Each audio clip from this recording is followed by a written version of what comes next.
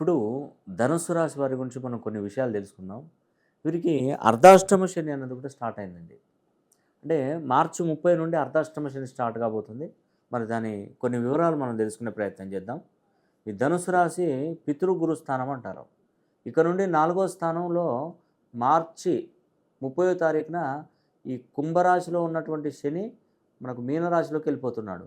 ఈ వెళ్ళడంతో పాటు 6 గ్రహాలు ఇక్కడ షష్టగ్రహ కూటమిగా ఏర్పడుతుంది. శని, చంద్ర, బుధ, రవి, రాహు, శుక్ర గ్రహాలు ఈ 6 గ్రహాలు షష్టగ్రహ కూటమి ఏర్పడుతుంది. అయితే అర్ధాష్టమ శని ఈ ధనుసు రాశి వారికి వచ్చింది. అర్ధాష్టమ రాహువు కూడా ధనుసు రాశి వారు అనుభవించక తప్పదు.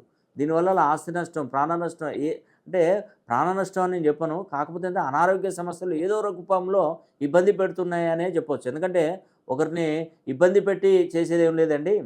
మంచి జరగాలని కోరుకుంటున్నాను. మంచి జరుగుతుంది. ఆర్థికంగా మంచిగా ఉండాలని నేను కోరుకుంటున్నాను. మనకు తృతీయంలో శనీశ్వరుడు ఉన్నాడు. శని తృతీయంలో ఉన్నాడు కాబట్టి ఇప్పుడు ప్రజెంటు శని హోమం చేయించుకుంటే మంచిది ధనుసు రాశి వారికి. తృతీయంలో ఉన్నటువంటి శని మనకు మార్చి 30 తారీఖున శని మీనరాశిలోకి వెళ్ళిపోతున్నాడు. కాబట్టి ఈ లోపే 28వ తారీఖున నేను శని హోమం జరిపిస్తున్నాను. మంచి చక్కగా ధనుసు రాశి వారు ఎవరైతే ఉన్నారో శని హోమం జరిపించుకోండి. మీ పేరు గోత్రనామాలు పంపించండి. మన ఆఫీస్ నంబర్లో కాల్ చేసి పూర్తి వివరాలు తెలుసుకోండి. శని హోమం జరిపించిన తర్వాత ఆ వీడియో కూడా మీకు అందజేస్తాను. అదేవిధంగా